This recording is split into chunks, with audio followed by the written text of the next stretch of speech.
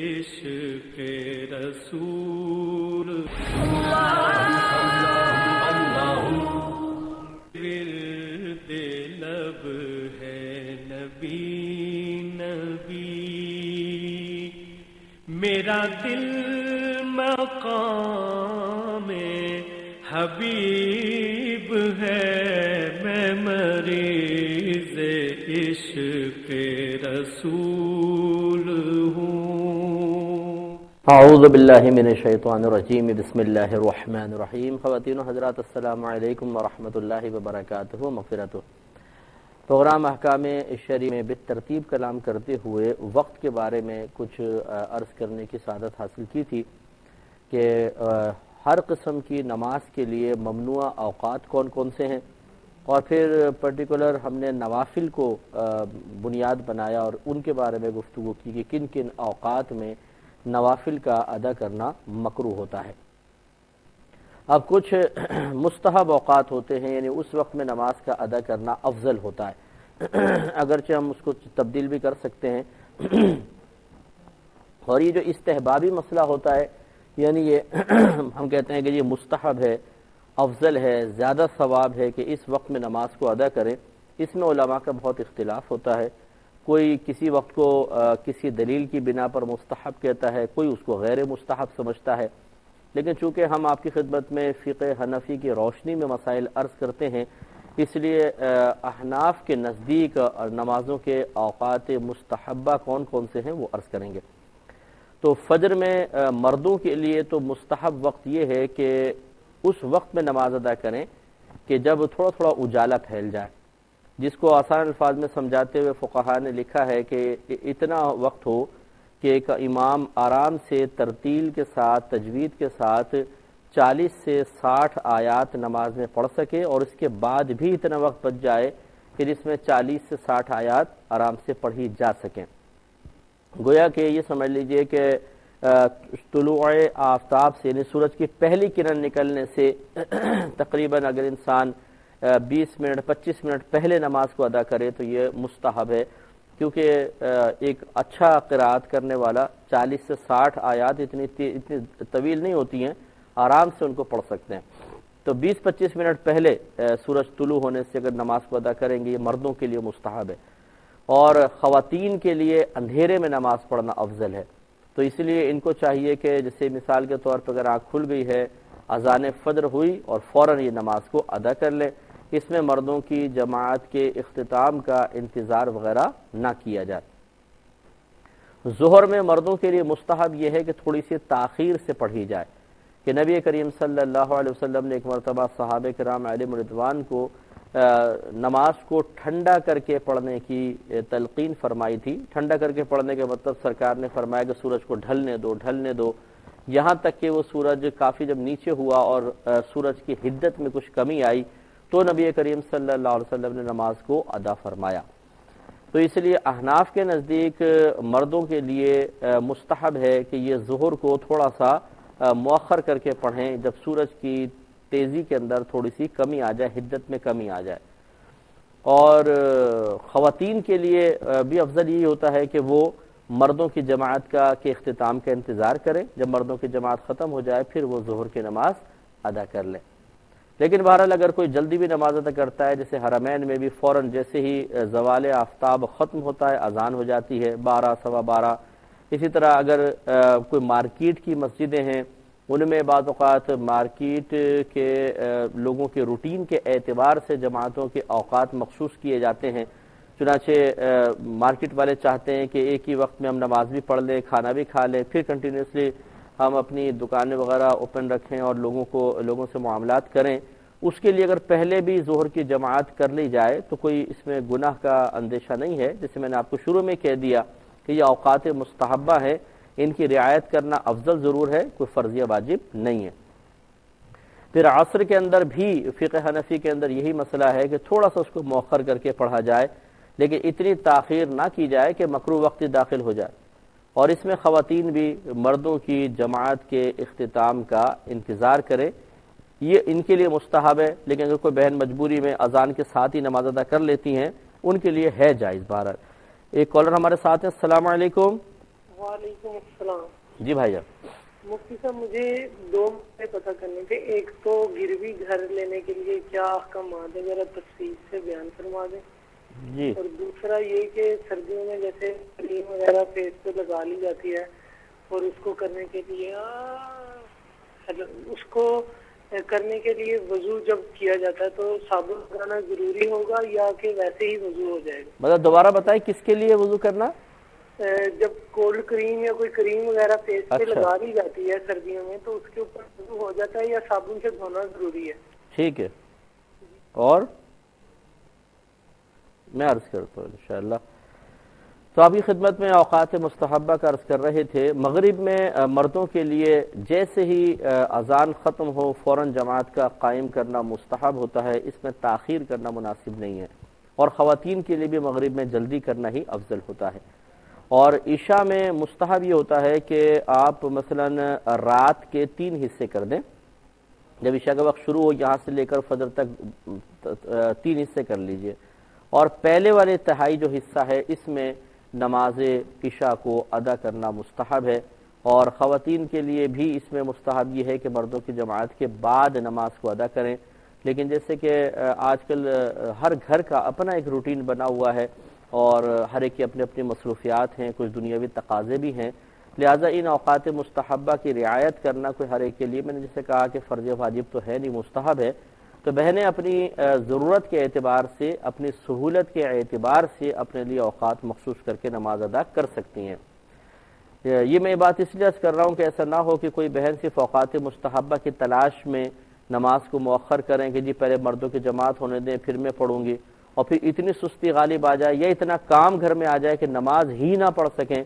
تو یہ کوئی بہتر نہیں ہے کہ اوقات مستحبہ کی تلاش میں قضاء نماز تک انسان پہنچ جائے. تو پھر آپ جو وقت آپ کو مناسب لگے اس میں ادا کریں. ایک کالر مزید ہمارے ساتھ ہیں. السلام علیکم. لائن ڈراپ ہو گئی ہے. کچھ نوافل کے اوقات پہ کلام کر کے پھر انشاءاللہ میں جوابات کی طرف آؤں گا. نوافل میں ایک تو نماز تہجد ہے. نماز تہجد میں اچھی طرح یاد رکھیں کہ عشاء کے فرائض ادا کرنے کے بعد اگر کوئی شخص تھوڑی دیر سو جائے، اس کے بعد جب اس کی آنکھ کھلے گی تو تہجد کا وقت ہوگا. اور اس کا وقت رہتا ہے، آخری وقت ہے طلوع فجر. طلوع فجر سے پہلے پہلے انسان تہجد پڑھ سکتا ہے. لیکن جیسے کہ اس کی بنیادی شرط میں نے آپ کی خدمت میں عرض کی کہ عشاء کے فرائض پڑھنے کے بعد تھوڑی دیر انسان سوئے اور اس کے بعد پھر نماز ادا کرے گا تو تمام نماز تہجد بنے گی. بغیر سوئے اگر انسان ساری رات جاگا ہوا نماز پڑھ رہا ہے وہ صلاۃ اللیل کہلاتی ہے. اسے قیام اللیل کہتے ہیں، رات کا قیام، لیکن اس کو تہجد نہیں کہا جائے گا. اس لیے کہ نبی کریم صلی اللہ علیہ وسلم کی تہجد کی جو کیفیت احادیث صحیحہ میں لکھی گئی ہے، درج کی گئی ہے، وہ یہی ہے کہ آپ نے عشاء کے فرض پڑھے، گھر آئے، سوئے اور پھر آپ نے اٹھ کر نماز پڑھی. اور اس کو پھر تمام شارحین جو ہے محدثین ہیں اسے کتاب التہجد کے اندر یا صلاۃ التہجد کے تحت لے کر آئے، عنوان یہ قائم کیا ہے. تو اس لیے معلوم ہوا کہ عشاء کے بعد سونا تہجد کے لیے شرط ہے. ایک میں اور کالر لیتا ہوں پھر انشاءاللہ مزید تھوڑی سی وضاحت کریں گے. السلام علیکم. وعلیکم السلام. جی بہن. مفتی صاحب مجھے یہ سوال کرنا تھا کہ میرے 4 بچے ہیں. اچھا ماشاءاللہ. آخری بچہ جو ہے میرا آپریشن سے ہوا. میں گھر میں اکیلی ہوں اپنے شوہر کے ساتھ. میں نے جو ہے یہ مناسب جانا کہ یہ آخری آپریشن سے ہوا ہے تو میں نے بچے بند کرا لیے آپریشن سے. اچھا. مجھے یہ معلوم کرنا تھا کہ مجھ سے گناہ ہوا ہے یا کیا ہوا ہے، لیکن میرے بچے 1-1 سال کے وقت سے ہیں تو مجھے بہت پریشانی ہوتی تھی. ٹھیک ہے. اور بس یہی معلوم کرنا تھا. جی میں انشاءاللہ ہوتا ہوں. ایک تو صلاۃ التہجد جو ہے، نماز تہجد کا وقت معلوم ہو گیا کہ عشاء کے فرائض ادا کرنے کے بعد پھر تھوڑی دیر انسان سو جائے. اب جب جاگیں گے تو سمجھ لیں تہجد کا وقت شروع ہو گیا اور یہ ختم ہوگا نماز طلوع فجر تک. جیسے ہی فجر ہوگی تہجد کا وقت ختم ہو گیا. اب یہ بعض لوگ یہ بھی سمجھتے ہیں کہ تہجد کا وقت ہوتا ہے جو ہم عام طور پہ سحری کرتے ہیں، یعنی فجر سے تھوڑی دیر پہلے، وہ ہے تہجد کا وقت. وہ افضل وقت ہے. اس وقت کیونکہ نیند بڑی گہری ہوتی ہے اور بستر چھوڑنا بہت ہی مشکل ہوتا ہے، اس لیے اس وقت اٹھنے میں ثواب زیادہ ہے. ورنہ ایسا نہیں ہے کہ اس وقت میں تہجد ہو سکتی ہے، اس سے پہلے نہیں. میں نے جیسے آپ کو بتایا کہ عشاء کے فرض پڑھنے کے بعد اگر ایک انسان 5 منٹ بھی سو جائے اور اس کی آنکھ کھلے تو بس تہجد کا آغاز ہو گیا ہے۔ اگر آپ ہمارا درس بخاری سن رہے ہوں تو اس میں ابھی یہ حدیث گزری تھی بخاری شریف کے اندر، حضرت ابن عباس رضی اللہ تعالی عنہ سے مروی ہے، وہ کہتے ہیں کہ میں اپنی خالہ میمونہ رضی اللہ تعالی عنہا کے حجرے میں ایک رات گزارنے کے لیے آیا تاکہ میں دیکھوں کہ نبی کریم صلی اللہ علیہ وسلم کے معمولات کیا ہیں۔ تو سرکار صلی اللہ علیہ وسلم نے عشاء کی نماز مسجد میں ادا فرمائی، پھر آپ حجرے میں تشریف لائے اور 4 رکعت نماز ادا کی، 2 کر کے، 2 سنت 2 نفل، اور پھر آپ سو گئے۔ پھر تھوڑی دیر بعد آپ جاگے تو آپ نے میرے بارے میں پوچھا کہ کیا یہ بچہ سو گیا ہے؟ تو میں جاگا ہوا تھا۔ نبی کریم صلی اللہ علیہ وسلم پھر تہجد کے لیے کھڑے ہو گئے۔ تو حضرت ابن عباس رضی اللہ تعالیٰ عنہ ملاحظہ فرما رہے ہیں سرکار کے عمل کو کہ آئے ہیں، تھوڑی دیر سوئیں اور پھر بس فوراً نماز شروع کر دی ہے۔ تو اس لیے نماز تہجد کی جو ہم نے آپ کی خدمت میں تعریف عرض کی ہے اور وقت عرض کیا ہے، یہی صحیح ہے۔ ایک کالر ہمارے ساتھ مزید ہیں۔ السلام علیکم۔ جی السلام علیکم۔ جی وعلیکم السلام۔ میرا سوال تھوڑا بڑا ہے لیکن آپ کائنڈلی ذرا غور سے سنیے گا، اور آپ اپنی کرامت سے اس کو چھوٹا کر لینا، تھوڑا مختصر اور جامع بیان کرنا، ٹھیک ہے؟ بولیے۔ اوکے، میرا سوال یہ ہے کہ میری شادی جو ہوئی زبردستی ہوئی ہے اور میرا نکاح بھی نہیں ہوا۔ کیا ہو گیا؟ بالکل نہیں، میری شادی زبردستی ہوئی، مجھ سے نکاح میں بالکل نہیں پوچھا گیا، میرے بڑے بھائی نے، کسی نے بھی نہیں پوچھا، اور میرا نکاح زبردستی کیا گیا ہے اور بندوق کی زور پہ۔ اور تو میں اب 7 سال ہو گئے اس بات کو، تو میں شوہر سے بالکل ابھی میں علیحدگی چاہتی ہوں، لیکن وہ ضد پہ اڑے ہیں، کہتے ہیں کہ ہم نے کیا ہے نکاح، تو کیونکہ اگر مرد کر لے نکاح تو عورت کی کیا وہ ہے مجال ہے کہ وہ نکاح کرے۔ جی جی ٹھیک ہے بہن، میں عرض کرتا ہوں، بہت خوب، آپ نے بہت مختصر وقت میں سب کچھ بیان کر دیا، تو انشاءاللہ میں اس پہ بالکل کلام کرتا ہوں، آپ ابھی سنیے گا۔ تو دوسرا ہے نماز تراویح۔ ویسے تو وقت گزر چکا ہے، اب یہ رمضان چلا کیا ہے، لیکن تراویح کے وقت کا بہرحال اب چونکہ اوقات کا بیان ہو رہا ہے، اس کو بھی میں بتا دیتا ہوں۔ دیکھیں نماز تراویح کے لیے بھی یہ شرط ہے کہ عشاء کے فرائض ادا کر لیے گئے ہوں۔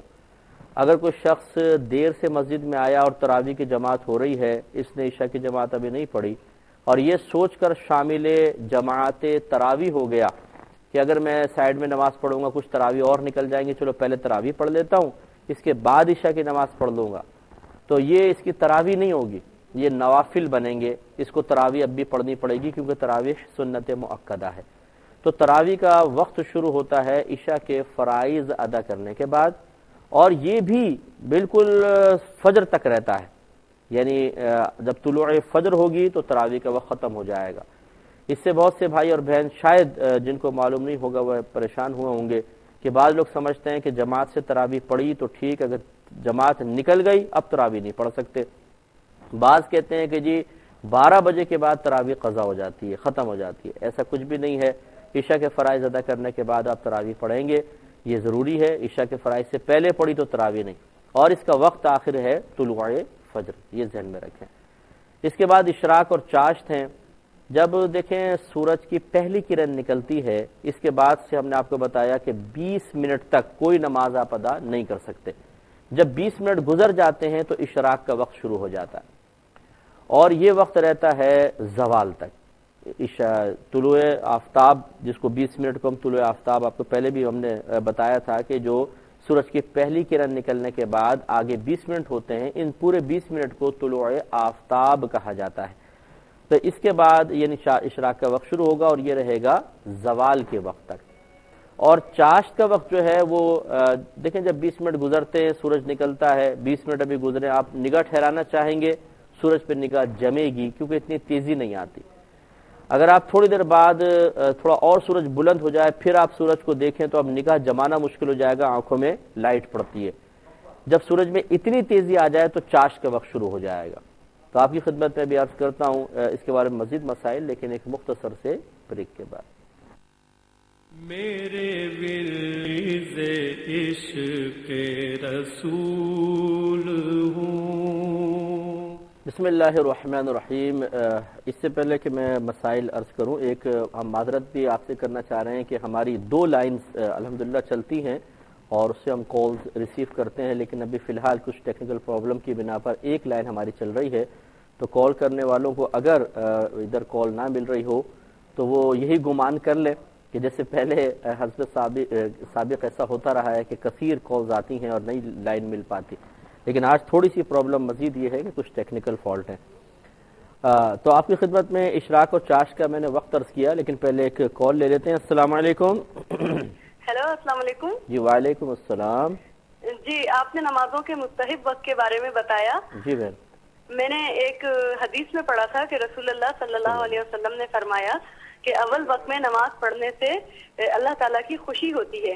جی، اور دوسری بات یہ کہ جو نابالغ بچے فوت ہو جاتے ہیں، دین اسلام کی روشنی میں ان کا بیان آپ بتا دیجئے جی، کہ وہ کہاں چلے جاتے ہیں، کس حال میں ہیں، کیا کر رہے ہوں گے، کیونکہ حال ہی میں میری بچی 2.5 سال کی تھی، وہ فوت ہوئی ہے۔ اچھا اچھا، ڈاکٹر نے بلڈ کینسر بتایا تھا اسے۔ چلے میں بالکل بتاتا ہوں بہن آپ کو، انشاءاللہ بالکل بتاتا ہوں۔ تو اشراق و چاشت کا آپ کو وقت بتایا کہ جب سورج کی پہلی کرن نکلے اس کے بعد سے 20 منٹ تک تو کوئی نماز نہیں پڑھ سکتے، یہ ممنوع اوقات ہوتے ہیں اور اس کو طلوع آفتاب کہتے ہیں۔ طلوع آفتاب کے فوراً بعد اشراق کا وقت سٹارٹ ہو جاتا ہے، یہ ابتدا ہے، اور اس کا آخری وقت رہتا ہے جب زوال کے وقت کی ابتدا ہوگی۔ اور چاشت کا وقت شروع ہوتا ہے، اشراق کا وقت چل رہا ہوتا ہے تو بیچ میں چاشت کا وقت بھی شروع ہو جاتا ہے۔ اس کی پہچان یہ ہے کہ آپ سورج کی طرف نگاہ کریں تو اتنا تیزی آ چکی ہو کہ آپ اس پہ نگاہ نہ جما سکیں، بہت تیزی آ چکی ہو، بالکل نگاہ نہ جمے، تو سمجھ لیجئے کہ اب چاشت کا وقت شروع ہو گیا۔ تو اب چاشت کا وقت بھی چل رہا ہے اور اشراق کا وقت بھی چل رہا ہے، اور یہ دونوں ختم ہوتے ہیں زوال کے وقت کے آغاز پر۔ جیسے زوال کا وقت شروع ہوگا اشراق و چاشت کا وقت ختم ہو جائے گا۔ اوابین کی نماز ہوتی ہے، اس کا وقت ہوتا ہے مغرب کے فرض ادا کرنے کے بعد۔ مغرب کے فرض آپ نے ادا کر لیے، 6 نوافل ہوتے ہیں، اوابین کے کہلاتے ہیں، بڑی فضیلت ہے ان کی بھی۔ اور اس میں فقہاء نے ضرور بیان فرمایا کہ اگر کوئی مغرب کی 2 سنت اور اس کے بعد 2 نفل ان کو اوابین کی نیت سے ادا کر لے تو سنت اور نفل بھی ادا ہو جائیں گے، اوابین بھی ادا ہو جائے گی، یعنی 4 تو یہ ہو گئی، پھر 2 رکعت اور پڑھ لے تو 6 اوابین کا ثواب بھی حاصل ہو جائے گا۔ ایک ہوتی ہے صلاۃ التسبیح ہے۔ صلاۃ التسبیح کے لیے نبی کریم صلی اللہ علیہ وسلم نے کوئی خاص وقت مقرر نہیں کیا ہے، جب چاہے اس کو ادا کر لیں، ممنوع اوقات نہ ہو۔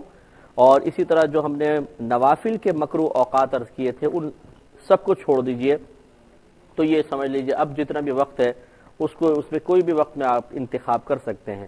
ویسے ظہر کی نماز زوال کے بعد اور ظہر کی نماز سے پہلے صلاۃ التسبیح کا پڑھنا مستحب قرار دیا گیا ہے کہ یہ افضل وقت ہے، لیکن جیسے میں نے آپ کو بتایا کہ اس کے لیے شریعت کی طرف سے کوئی وقت مخصوص نہیں ہے۔ مکروہ اوقات اور بالکل جو ممنوع 3 اوقات ہیں ان کو چھوڑ کر جس وقت چاہے آپ ادا کر سکتے ہیں۔ ایک ہوتی ہے صلاۃ اللیل کہلاتی ہے، رات کی نماز یا قیام اللیل بھی کہتے ہیں، وہ میں نے آپ کو بتایا کہ اس کا اطلاق ویسے تہجد پر بھی ہو جاتا ہے کیونکہ وہ بھی رات میں نماز پڑھی جاتی ہے۔ اس کے علاوہ جو بھی نماز آپ رات میں ادا کریں گے وہ صلاۃ اللیل کہلائے گی، اس کے لیے بھی شریعت نے کوئی پرٹیکولر وقت مخصوص نہیں کیا ہے، جس وقت چاہے آپ پڑھ سکتے ہیں۔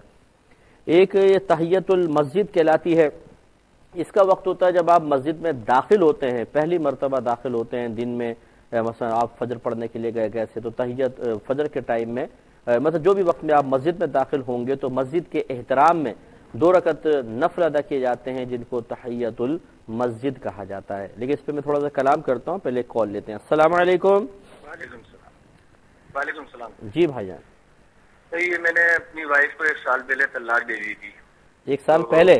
جی، تو فتویٰ لے کے جو ہے ہم لوگ آ گئے تھے، اس میں یہ تھا کہ یہ 1 شمار ہوئی ہے، تو ابھی کھلا لیا تھا؟ کھلا مطلب طلاق 3 طلاقیں دی تھی میں نے۔ اچھا، آپ نے 3 دی تھی زبانی؟ اچھا، تو ابھی پھر ہم لوگ 1 سال 2 مہینے ساتھ رہے، ابھی پھر ہمارے گھریلو جھگڑے مقصد۔ ایک منٹ، آپ نے 3 طلاقیں دی تو کسی سے آپ نے فتویٰ لے لیا کہ 1 ہوئی ہے؟ جی، انہوں نے بولا جی یہ 1 شمار ہوئی ہے، ابھی 2 باقی ہیں آپ کی۔ اچھا، تو ابھی یہ 2-3 دن پہلے میرا پھر مجھ سے جھگڑا ہوا تھا، تو اس میں نے کورٹ سے جو ہے لکھ کے مقصد ان کو دیے۔ کتنے دے دی؟ کورٹ سے میں نے مقصد طلاق لکھ کے دیے ان کو۔ ٹھیک ہے، تو ابھی وہ بیچ میں پھر کچھ لوگ بیٹھ رہے ہیں کہ جی یہ 2 ہو گئی ہیں، تو ایک ابھی آپ کے پاس گنجائش ہے، تو میں یہ معلوم کرنا چاہ رہا ہوں کہ یہ صحیح ہے، غلط ہے، گناہ ہے؟ جی بھائی جان، میں بالکل عرض کرتا ہوں، بس تھوڑا سا میں یہ آخری مسئلہ کر کے میں آپ کا جواب بالکل دیتا ہوں۔ تو یہ تحیت المسجد، جب مسجد میں داخل ہوں تو 2 رکعت مسجد کے احترام میں نوافل ادا کیے جاتے ہیں جن کو تحیت المسجد کہتے ہیں۔ اس کا بھی کوئی وقت مخصوص نہیں جب آپ داخل ہوئے، لیکن اس میں ضروری ہے کہ مکروہ وقت نہ ہو، ممنوعہ اوقات نہ ہوں، جو ہم نے پہلے تمام جو ممنوع اوقات عرض کیے ہیں ان کے علاوہ وقت ہو تو بالکل آپ اس کو تحیۃ المسجد 2 رکعت پڑھ سکتے ہیں۔ اور بعض نے یہ بھی کہا مثلا جیسے آپ فجر پڑھنے کے لیے گئے اور 2 رکعت سنت آپ ادا کر رہے ہیں، اسی میں تحیۃ المسجد کی نیت بھی کر لیں تو 2 سنت بھی ادا ہو جائیں گی اور تحیۃ المسجد بھی ادا ہو جائے گی۔ ایک ہوتی ہے تحیۃ الوضو کہلاتی ہے، وضو کرنے کے بعد اعضائے وضو خشک ہونے سے پہلے 2 رکعت نفل ادا کی جاتی ہے جس کو تحیۃ الوضو کہتے ہیں۔ اگر گھر میں بہنیں ادا کر رہی ہیں تو یہ ادا کر سکتی ہیں، شرط وہی ہے کہ ممنوعہ اور مکروہ اوقات نہ ہو۔ اور اگر جیسے مرد حضرات مسجد میں ہیں ان کے لیے آسانی یہ ہے، اگر وہ تحیۃ الوضو ادا کرنا چاہیں تو اس وقت کی جو سنت اگر پڑھ رہے ہیں تو اسی میں تحیۃ الوضو کی نیت بھی کر لیں تو انشاءاللہ یہ بھی ادا ہو جائے گی۔ جیسے آپ نے وضو کیا اور سنت فجر فوراً ادا کی، اسی میں تحیۃ المسجد کی، تحیۃ الوضو کی نیت کر لیں، سب کے سب ایک ساتھ ادا ہو سکتی ہیں۔ کالر مسجد ہمارے ساتھ ہیں، السلام علیکم۔ شاید لائن ڈراپ ہو گئی ہے، جوابات کی طرف آتے ہیں اور سب سے پہلے طلاق کا مسئلہ لے لیتے ہیں کیونکہ یہ بہت نازک سا مسئلہ ہے۔ دیکھیں پہلی بات تو یہ ہے کہ صحابہ کرام علیہم الرضوان اس پر اتفاق کر چکے ہیں، اس پر اجماع ہے کہ 3 طلاقیں ایک وقت کی 3 ہی ہوتی ہیں، کسی نے یہ نہیں کہا کہ 3 طلاقیں ایک ہوتی ہیں۔ اس پر صحابہ کرام کا اتفاق اور اجماع ہو چکا ہے کہ 3 طلاقیں ایک وقت کی 3 ہی ہوتی ہیں۔ اور یاد رکھیں کہ صحابہ کرام کا اتفاق جب ثابت ہو جاتا ہے تو یہ حکم کے اعتبار سے اتنا مضبوط ہوتا ہے جیسے قرآن کی آیت، یعنی گویا کہ جیسے قرآن کی آیت سے حکم قطعی ثابت ہوتا ہے۔ اگر ثابت ہو جائے کہ صحابہ کرام نے کسی مسئلے میں اتفاق کر لیا ہے تو اس کی مضبوطی بھی اتنی ہی ہوتی ہے۔ پھر اس کے بعد مزید تقویت کے 4 ائمہ یعنی امام اعظم، امام شافعی، امام احمد بن حنبل اور امام مالک رضی اللہ تعالی عنہم، یہ 4 اس بات پر متفق ہیں کہ ایک وقت کی دی گئی 3 طلاقیں 3 ہی ہوتی ہیں، ایک کے یہ بالکل قائل نہیں ہیں۔ اسی طریقے سے 1500 سال کے اندر جتنے بڑے بڑے فقہا گزرے ہیں وہ سب اس پر متفق ہیں کہ ایک وقت کی 3 طلاقیں 3 ہی ہوتی ہیں، ایک نہیں ہوتی ہیں۔ لہذا یہ غلط مسئلہ ہے کہ ایک وقت کی دی ہوئی 3 طلاقوں کا ایک شمار کر لیا جائے اور ساتھ رہنے کی اجازت دی جائے۔ ویسے بھی طلاق کا مسئلہ اتنا نازک ہے کہ آپ یہ دیکھیے کہ دنیا کی ہر چیز کے اندر پہلے حلت ہوتی ہے، حلال ہونا، پھر یہ دیکھتے ہیں کہ اگر شریعت کی طرف سے ممانعت ہے تو یہ حرام ہے۔ جیسے اللہ تعالیٰ نے فرمایا کہ خلق لکم ما فی الارض جميعا، اللہ تبارک و تعالی نے تمہارے لیے جو کچھ زمین میں ہے تمہارے نفع کے لیے پیدا کیا ہے۔ تو اس کا مطلب ہے ہر چیز سے نفع اٹھانا جائز۔ منع کس سے ہوگا؟ جس کو اللہ تعالیٰ اس کے رسول نے منع کیا۔ اس کا مطلب ہے کہ پہلے حلال پھر ممانعت کی وجہ سے حرام۔ لیکن طلاق کے باب میں یعنی نکاح کے باب میں پہلے حرمت رکھی ہے، حرام ہونا، پھر حلال ہونا رکھا ہے۔ اولاً ہر عورت ہم پر حرام ہے، پھر شریعت بعض پروسیس کے بعد بعض امور کے بعد اس کو حلال قرار دیتی ہے۔ لہذا طلاق کے باب میں تو احتیاط یہ ہے کہ جس میں حرمت کا مسئلہ نکل رہا ہو حتی الامکان وہ مسئلہ نکالا جائے۔ اور خصوصی طور پہ جب صحابہ کرام اور ائمہ 4 جن پر پوری امت کا اتفاق ہے کہ ان سے زیادہ صاحب علم صحابہ کے بعد کوئی امت میں نہیں گزرا ہے، بالکل بالاتفاق سب اس پہ متفق ہیں، وہ سب اس پر اتفاق کیے ہوئے ہیں کہ 3 طلاقیں ایک وقت میں 3 ہی شمار ہوتی ہیں۔ لہذا آپ سے گزارش ہے کہ آپ نے جب 3 طلاقیں دی تھیں تو اسی وقت سے آپ کی زوجہ آپ پر حرام تھی، آپ کا ان کے ساتھ رہنا ویسے ہی گناہ تھا۔ اب یہ پتہ نہیں کس نے آپ کو بتایا کہ یہ 3 طلاقیں ایک ہوتی ہیں، آپ ساتھ رہنے لگے تو یہ گناہ کی صورت ہوئی، اس پہ اللہ کی بارگاہ میں توبہ کریں۔ اور آپ پہلے ہی دونوں جدا ہیں، حلالہ کے بغیر آپ دوبارہ نہیں مل سکتے ہیں۔ اللہ تبارک و تعالی نے واضح طور پہ فرمایا فَإِن طَلَّقَهَا فَلَا تَحِلُّ لَهُ مِن بَعْدُ حَتَّى تَنكِحَ زَوْجًا غَيْرَهُ، کہ یہ بیوی اگر شوہر اپنی زوجہ کو تیسری طلاق دے تو یہ عورت پہلے والے شوہر کے لیے اس وقت تک حلال نہ ہوگی جب تک اس کے علاوہ کسی اور شخص سے نکاح نہ کرے۔ تو یہ حلالہ کا پروسیس ہوگا جو پری پلان نہیں ہوگا، عورت اپنی مرضی سے نکاح کرے گی، دوسرے شوہر سے تعلق قائم ہو، پھر وہ طلاق دے، اس کی عدت گزارے گی، پھر پہلے شوہر سے نکاح ہو سکتا ہے۔ لہذا آپ دونوں کو فوراً پہلے ہی جدا ہونا لازم تھا۔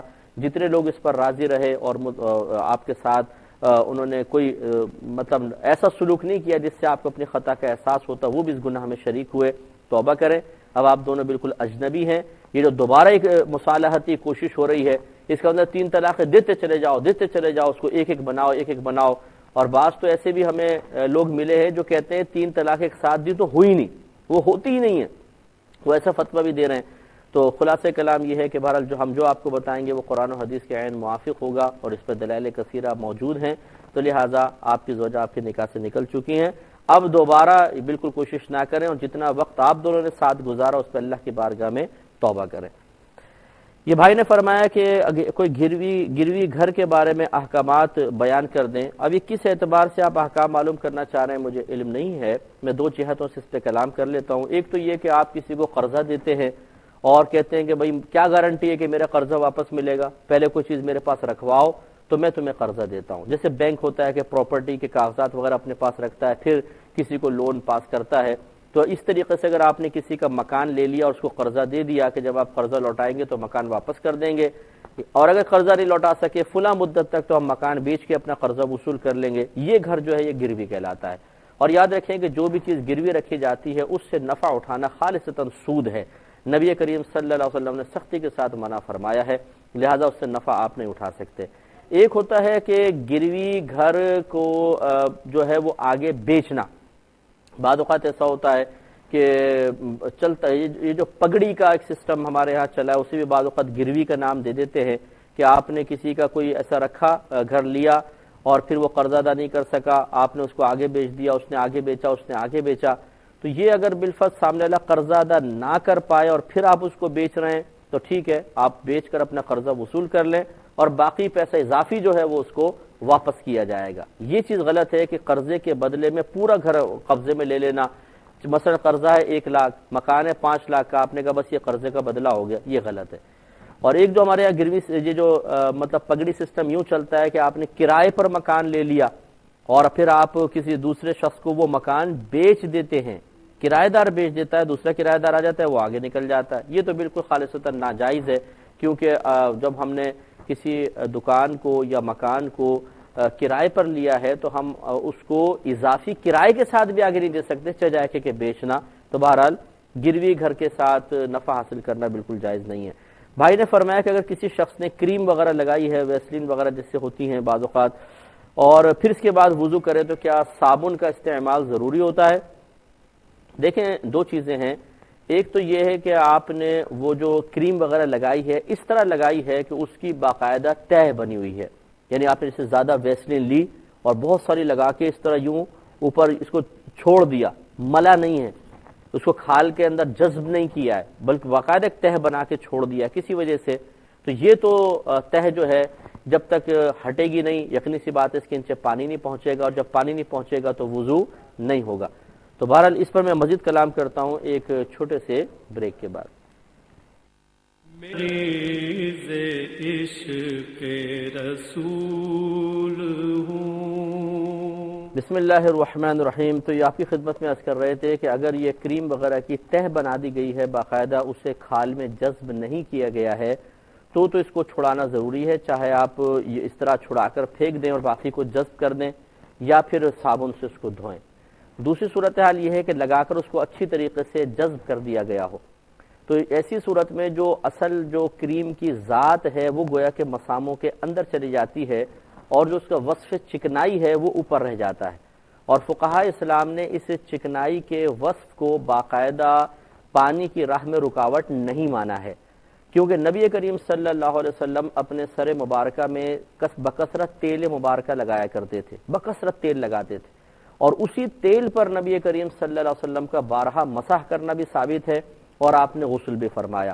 لہذا تیل بھی ایک چکنائی والی چیز ہے اور یہ پانی کو فوری طور یہ تو جذب کرتا ہی نہیں ہے, تو لہذا جب نبی کریم صلی اللہ علیہ وسلم نے اپنے زمانے مبارکہ میں بغیر صابن کے استعمال کے اسی تیل والے بالوں پر مسح بھی فرمایا ہے اور غسل بھی فرمایا ہے, تو واضح ہو گیا کہ اگر کوئی ایسی کریم وغیرہ لگائی جس میں صرف چکنائی باقی رہ گئی ہے, اس کی باقاعدہ ایک جو جسمانی تہ جس کو آپ کہہ سکتے ہیں نہیں ہے, تو اس کے اوپر اگر آپ پانی بہا لیں گے تو وہ ایسا ہی ہے جیسے کھال پر بہا اور آپ کا وضو ہو جائے گا. بہن نے فرمایا کہ ان کے لگاتار ہر سال 4 بچے ہوئے اور چوتھا بچہ جو ہے باقاعدہ آپریشن سے ہوا ہے, جس پہ مزید خوف کی وجہ سے کہ اگر مزید کوئی بچہ ہوا ایسا نہ ہو کہ جان کا خطرہ پڑ جائے, تو انہوں نے بچے ہی بند کروا دیے تھے. تو کیا ان کا ایسا کرنا صحیح ہے؟ دیکھیں سب سے پہلی بات تو یہ کہ اگر یہ مشورہ آپ کو کسی مستند مفتی صاحب نے دیا تھا تو آپ کے لیے گناہ کا کوئی تصور نہیں، کیونکہ آپ نے قرآن پاک کے حکم پر عمل کیا، فَاسْأَلُوا أَهْلَ الذِّكْرِ إِن كُنتُمْ لَا تَعْلَمُونَ، اگر تم نہیں جانتے تو اہل علم سے سوال کرو۔ اس میں پھر جو بھی مسئلہ ہوگا وہ مفتی صاحب کا ہے، ان عالم دین کا ہے، آپ کا تو کوئی مسئلہ ہی نہیں ہے۔ لیکن اگر آپ نے از خود یہ فیصلہ کر لیا تھا تو ایک جہت سے آپ ضرور گناہ گار ہوئیں کہ اس قسم کے مسائل میں از خود کوشش کر لینا مناسب نہیں ہوتا جب تک کہ شرعی رہنمائی حاصل نہ ہو، اس پہ احتیاطاً توبہ کر لیں۔ اب آ جائیں نفس مسئلہ کے اوپر کہ اگر واقعی ڈاکٹر نے یہ کہا تھا کہ اب اگر کوئی بچہ آپ کے ٹھہر جاتا ہے تو آپ کے لیے جان کا خطرہ پڑ جائے گا اور واقعی یہ صورتحال بھی ہو تو پھر اس کے اندر گنجائش نکل سکتی ہے، لیکن اس میں بھی حتی الامکان سب سے پہلی کوشش یہ ہونی چاہیے کہ کوئی اور مزید ایسا طریقہ اختیار کر لیں کہ جسم میں کوئی تغیر و تبدل پیدا نہ کیا جائے، کسی صلاحیت کو مکمل طور پہ فنا نہ کیا جائے، ایسے طریقے مصنوعی اختیار کر لیے جائیں کہ جس سے وقفہ وغیرہ ہو جائے، یہ سب سے افضل اور اولا ہے۔ لیکن اس کے باوجود اگر خطرہ موجود رہے تو بہرحال پھر اس طرح کیا جا سکتا ہے۔ تو اب آپ خود اپنی صورتحال دیکھ لیجئے کہ اگر واقعی آپ کو جان کا خطرہ تھا اور اتنی خطرناک سچویشن تھی کہ باوجود احتیاط کے بھی مطلب پریگنینسی کا اندیشہ تھا اور پھر اس پہ جان کا خطرہ تھا تو پھر آپ کے اقدام کو جائز قرار دیا جا سکتا ہے حرج شدید کی بنا پر۔ لیکن اگر اس سے کم صورتحال تھی اور آپ نے موہوم سے خوف کی وجہ سے یہ قدم اٹھا لیا کسی کے بھی مشورے سے تو بہرحال آپ بہت سخت گناہ گار ہوئیں۔ اس پر اللہ تعالیٰ کی بارگاہ میں توبہ کریں، استغفار کریں، وہ ذات بڑی رحیم و کریم ہے، امید ہے کہ آپ کی یہ خطا بخش دی جائے گی۔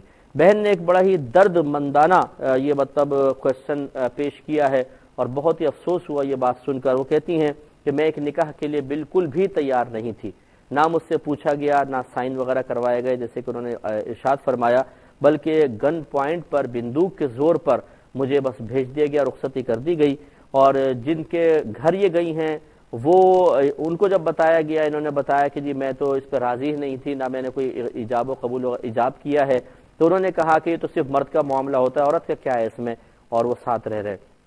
تو اچھی طرح یاد رکھیے کہ یہ شرعی مسئلہ ہے کہ جب لڑکی عاقلہ بالغہ ہو تو اس کی مرضی کے بغیر کوئی اس کا نکاح نہیں کر سکتا ہے۔ میں کوئی بچیوں کو جرأت مند نہیں کر رہا ہوں، انہیں اپنے ماں باپ کی اطاعت ہی کرنی چاہیے، ان کی فرما برداری کرنی چاہیے۔ ماں باپ یقیناً اپنے بچوں کے لیے کوئی غلط فیصلہ نہیں کرتے ہیں، اگرچہ ہمیں اس میں کچھ جہتیں اچھی نظر نہیں آتی ہیں، وہ ایک الگ مسئلہ ہے، لیکن اسی میں سعادت ہے، اسی میں برکت ہے۔ لیکن ایک نفس مسئلہ عرض کر رہا ہوں کہ جب ایک لڑکی عاقلہ بالغہ ہے تو زبردستی اس کا نکاح نہیں ہو سکتا، ولی بھی اس پہ زبردستی نہیں کر سکتا ہے، وہ اپنی مرضی سے اگر نکاح کرنا چاہے تو ٹھیک، اگر نہ کرنا چاہے تو پھر کوئی اس کے ساتھ زبردستی نہیں کر سکتا۔ اور ایسی صورتحال جبکہ آخر تک لڑکی انکار کرتی رہی ہو تو یہ نکاح سرے سے ہوا ہی نہیں۔ تو ہماری گزارش ہے کہ برا مانے بغیر جو بھائی اگر سن رہے ہوں، کیونکہ فوراً اس کو غیرت کا مسئلہ بنا لیا جاتا ہے، اور جی ایسا مسئلہ بیان کر دیا کہ جی ہماری عورتیں جرأت مند ہو جائیں گی، اور یہ ایسا کیوں میڈیا پہ بیان کر دیا گیا۔ میرے بھائی شریعت کو ملحوظ رکھیے، آپ نے بھی مرنا ہے، ہم نے بھی مرنا ہے۔ ایک موت کا جھٹکا آپ کے سارے زور کو، ساری افرادی قوت کو ایک طرف کر دے گا، پھر جب آپ قبر کے اندر پہنچیں گے اور وہاں پر پھر آپ کے ساتھ جو معاملات ہوں گے، پھر میدان محشر دا ڈے آف ججمنٹ ہے، وہاں پر جب آپ جائیں گے اللہ تعالیٰ کی بارگاہ میں کھڑے ہوں گے، وہاں پہ آپ کا زور نہیں چلے گا، وہاں اللہ کا قانون چلے گا، اور وہ قانون ابھی ہم آپ کو بتا رہے ہیں جس پر آپ عمل کر لیں گے تو انشاءاللہ آپ کی آخرت بہتر ہوگی۔ تو لہٰذا ایسا نکاح کہ جس میں لڑکی آخر تک راضی نہ ہو، دستخط نہ کرے، یا گن پوائنٹ پہ بس آپ زبردستی کروا لیں، یہ نکاح نہیں ہوگا، اور وہ دونوں ساتھ رہیں گے تو شدید گناہگار، ایسے جیسے دو روڈ کے پکڑے ہوئے مرد عورت کو آپ ایک گھر کے اندر بند کر دیں کہ تم میاں بیوی ہو۔ تو اس لیے فوری طور پہ جدائی کروائیں، اگر بچی ذہنی طور پہ تیار ہو تو نکاح کریں باقاعدہ، پھر ساتھ رہیں۔ تو یہ بچی کے رشتہ داروں سے بھی گزارش ہے، اور جو ان کے جو سسرالی زبردستی بنے ہوئے ہیں ان سے بھی ہماری گزارش ہے کہ آپ یہ گناہ کا سلسلہ ختم کریں۔ اور کس نے آپ کو کہہ دیا کہ اس میں صرف مرد کی مرضی کا دخل ہوتا ہے، عورت کی مرضی کا دخل ہی نہیں ہوتا؟ اگر آپ اس پہ کوئی دلیل قیامت تک بھی لا سکیں تو ضرور لے آئیے گا، انشاءاللہ پھر ہم یہاں پہ میڈیا پہ آپ کے سامنے بیان کر دیں گے، اس دلیل کو بیان کریں گے۔ لیکن انشاءاللہ آپ نہیں لا سکتے ہیں، اس میں مرد اور عورت دونوں کی رضامندی کا دخل ہوتا ہے۔ جس نے بھی آپ کو یہ کہا اور آپ کے مرد ہونے کو ناجائز استعمال کرنے کی آپ کو ترغیب دی کہ اپنی مردانہ وجاہت کو یا اپنی مردانگی کو اس جہت سے آپ استعمال کریں، جی مرد سب کچھ ہوتا ہے، مرد سب کچھ نہیں ہوتا، بہت کچھ ضرور ہوتا ہے، لیکن خواتین بھی بہت کچھ ہوتی ہیں، اللہ نے انہیں بھی حق دیا ہے، اس لیے گناہ کا یہ سلسلہ ختم کریں۔ اگر نہیں کریں گے تو پھر میدان محشر میں یہ لڑکی اللہ تعالیٰ کی بارگاہ میں آپ کو کھڑا کرے گی اور وہاں پر آپ کو شدید قسم کا حساب کتاب دینا ہوگا۔ آپ لوگوں کا فی الحال ساتھ رہنا سخت حرام اور گناہ کبیرہ ہے، خدا نخواستہ تعلق قائم ہو تو بہت شدید گناہ کا معاملہ ہے، اب خود آپ فیصلہ کر لیں۔ یہ کہتے ہیں کہ ایک چینل ہے، اس میں کچھ ایسی چیزیں دکھائی جاتی ہیں جیسے انبیاء علیہ السلام پر ڈرامے بنا دیے، موویز بنا دی، تو کیا یہ موویز ڈرامے دکھانا اس طرح نبیوں پر بنے ہوئے کیا یہ صحیح ہے اور ان کو دیکھنا کیسا ہے؟ دیکھیں اس قسم کی موویز چلانا، ڈرامے چلانا جو انبیاء علیہ السلام کی حیات پر بنے ہوں سخت ناجائز ہیں، سخت ترین ناجائز ہیں، کیونکہ اس میں بے ادبی کا بہت زیادہ پہلو ہوتا ہے۔ اس میں لوگ ایک کردار کو سامنے شخص کو دیکھ رہے ہوتے ہیں، اس کو نبی تصور کرنے لگ جاتے ہیں، چھوٹے چھوٹے بچے دیکھتے ہیں تو ایک نبی کا تصور اس شخص کی شکل میں ذہن میں آ جاتا ہے اور وہ اپنے ذہن میں تصور لاتے ہیں کہ یہ نبی ہیں، حالانکہ وہ نبی نہیں ہوتا۔ یہ بہت خطرناک اور ایمان کے اوپر ایک حملے والی چیز ہے۔ دوسری بات یہ کہ اکثر جو ڈرامے بناتے ہیں سارے مفتیان کرام کا پینل نہیں ہوتا اور وہ تاریخ پہ گہری نگاہ رکھنے والے لوگ نہیں ہوتے، عام سطحی قسم کے لوگ ہوتے ہیں جو اردو تراجم والی کتابیں اٹھا کر ان سے غیر مستند روایات نکالتے ہیں اور ایک ڈرامہ معرض وجود میں آ جاتا ہے اور اس کو ڈرامائی شکل دے کر پیش کر دیا جاتا ہے۔ لہٰذا اس میں جو تاریخی واقعات دکھائے جاتے ہیں بعض اوقات اس سے اسلام کی اصل صورت مسخ ہو جاتی ہے۔ یہ جو باہر یورپ کنٹریز کے بہت سارے لوگ کہتے ہیں جی ہم کیا بچوں کو بٹھا کے دکھائیں تاکہ ان کو دین سیکھنے کا موقع ملے، اپنے اکابرین کے بارے میں پتہ چلے۔ اگر صحیح دکھایا جا رہا ہوتا تو بہتر تھا نا۔ یہ تو بہت خطرناک ہے کہ بچوں کو اپنے اکابرین کے بارے میں پتہ نہیں اور جب وہ پتہ کرنے یا معلوم کرنے کے لیے بیٹھے تو غلط معلومات ان کے ذہن میں آ جائیں تو وہ تو دین سے متنفر ہوں گے، یا نہیں بھی ہوں گے تو بہرحال غلط تصور ان کے ذہن کے اندر آئے گا اور یہ مناسب نہیں ہے۔ اس لیے اس قسم کی کوئی چیز نہ دیکھی جائے، نہ بنائی جائے، نہ چلائی جائے، اس میں احتیاط کریں۔ ریٹنگ کو نہ دیکھیں بلکہ اللہ تعالیٰ اس کے رسول کی رضا کو دیکھا جائے۔ بلکہ ہم تو جو ڈرامے لکھنے والے ہیں ان سے بھی میں دائرہ ادب میں رہ کے گزارش کرتا ہوں کہ اگر آپ اپنے ڈرامے میں کوئی فقہی مسئلہ ڈالنا چاہیں، کوئی شرعی چیز ڈالنا چاہیں، جیسے طلاق کے مسائل ڈال دیتے ہیں تو پہلے کسی اچھے مفتی صاحب سے مشورہ کر لیں۔ میں حاضر ہوں، ہم لوگ اب کیو ٹی وی پر ہوتے ہیں، آپ ہمیں استعمال کر لیں صرف شرعی مسئلے کی غرض سے کہ ہم یہ دکھانا چاہتے ہیں کیا یہ صحیح ہے یا نہیں۔ یہ میں اس لیے آفر آپ کو کر رہا ہوں کہ کئی ایسے ڈرامے بنائے گئے ہیں جن میں غلط مسئلہ دکھایا گیا ہے۔ ہمارے صرف کراچی کی آبادی ہی تقریباً 2 کروڑ کے قریب ہے۔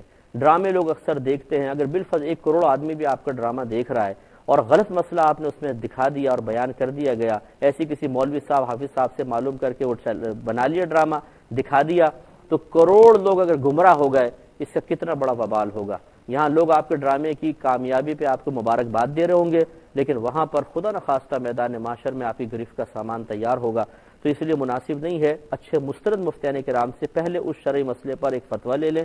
اور یہ جب آپ اتنا اہتمام ڈرامے کی تیاری کے لیے کرتے ہیں تو تھوڑا بہت یہ اہتمام کرنے میں کوئی پرابلم نہیں ہے، آپ کر لیجئے اور پھر بالکل اطمینان کے ساتھ اس چیز کو دکھائیے۔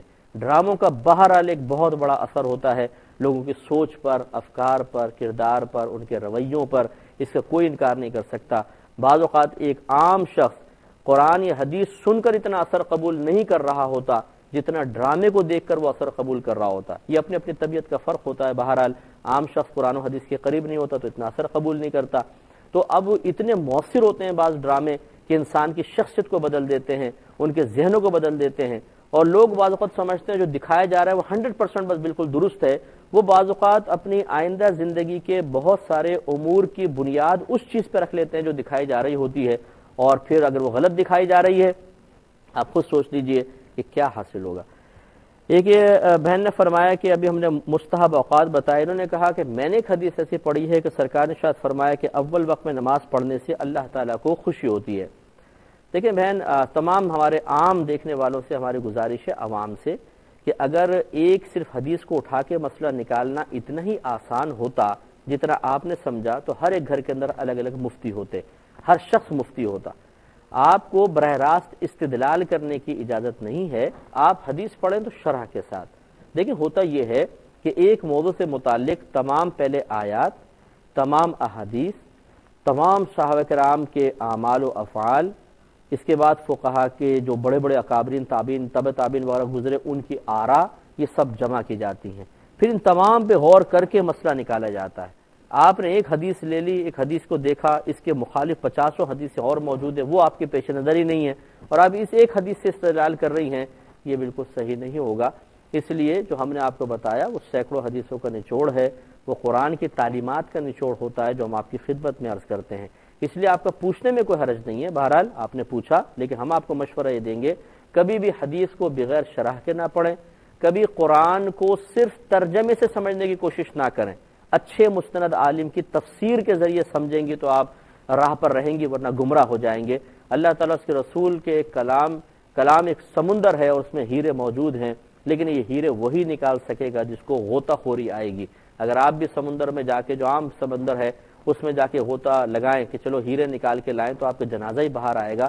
اسی طریقے سے بعض اوقات قرآن و حدیث میں براہ راست غور کرنے پر ایمانی جنازہ باہر آتا ہے۔ اسی لیے دیکھیں 2 مقام عرض کروں گا۔ اللہ تعالیٰ نے الحمد نے فرمایا، ہمیں دعا کے لیے واجب قرار دے دیا کہ دعا مانگو، اہدنا الصراط المستقیم صراط الذین انعمت علیہم، اے اللہ تعالیٰ ہمیں سیدھا راستہ چلا، ان لوگوں کا راستہ جن پر تو نے انعام فرمایا۔ یہ نہیں فرمایا کہ دعا مانگو اللہ تعالیٰ ہمیں سیدھا راستہ چلا، قرآن کا راستہ، حدیث کا راستہ، اس لیے کہ قرآن و حدیث کو سمجھنا ہر ایک شخص کے لیے ممکن نہیں۔ تو جو انعام یافتہ بندے ہیں، جنہوں نے قرآن کو سمجھا، حدیث کو سمجھا، ان کے پیچھے چلو، ان کے پیچھے چلو گے تو گویا کہ قرآن و حدیث کے پیچھے چل رہے ہیں۔ اسی طرح فَاسْأَلُوا أَهْلَ الذِّكْرِ إِن كُنتُمْ لَا تَعْلَمُونَ، اگر تم نہیں جانتے تو اہل علم سے سوال کرو۔ یہ نہیں فرمایا نہیں جانتے تو قرآن پہ غور کرو، نہیں جانتے تو حدیث پر غور کرو۔ عوام کو مخاطب کر کے اللہ نے بیان فرمایا گویا کہ علماء سے رجوع کیا جائے۔ امید ہے کہ آپ بات سمجھ گئے ہوں گی۔ چھوٹے بچوں کے بارے میں بہن نے فرمایا کہ جب فوت ہو جاتے ہیں تو ان کے ساتھ کیا معاملہ ہوتا ہے۔ ان کے بارے میں یہ ہے کہ ان کو جنت کے اندر رکھا جاتا ہے۔ ایک روایت کے مطابق بی بی آسیہ رضی اللہ تعالیٰ عنہ ان کو دودھ بھی پلاتی ہیں، ان کو جنتی کے اندر فرشتے ان کی حفاظت کرتے ہیں، اور یہ بچے میدان محشر میں اپنے والدین کی انشاءاللہ شفاعت بھی کریں گے۔ چونکہ اب وقت تقریباً ختم ہو گیا ہے، اسکرین پر ہمارا ای میل ایڈریس چل رہا ہوگا۔ یہ فقط ان لوگوں کے لیے میں نے اہتمام کیا ہے، گزارش کی تھی تو ہماری گزارش قبول کی گئی کہ جو کالز نہیں مل پاتی اور بہت ہی کوئی امپورٹنٹ مسئلے معلوم کرنا چاہتے ہیں وہ ہمیں بالکل اب میل کر سکتے ہیں، اور ہم میل کے تھرو انشاءاللہ ان کے سوالات کے جوابات دے لیں گے۔ اور ای میل ایڈریس آپ دیکھ لیں، اسکرین پر ابھی موجود ہوگا انشاءاللہ، اس کو آپ نوٹ کر لیں، آپ بالکل اعتماد کے ساتھ ای میل کریں، میں خود ان کو پڑھتا ہوں اور ان کو آپ کو بر وقت انشاءاللہ حتی الامکان کوشش کریں گے بر وقت آپ کو جواب دے دیا جائے۔ اب اپنے میزبان کو، ہماری کیو ٹی وی کی ٹیم کو اجازت مرحمت فرمائیں، آپ ہمارے لیے دعا کیجئے، ہم آپ کے لیے دعا گو ہیں کہ اللہ تبارک و تعالی ہم سب کو شریعت کو فوقیت دینے کی توفیق عطا فرمائے، اپنی عقل، اپنی سمجھ، اپنے رسم، اپنے رواج کو پیچھے رکھنے کی توفیق عطا فرمائے، آمین۔ وآخر دعوانا ان الحمدللہ رب العالمین۔ میرے ورد لب ہے نبی نبی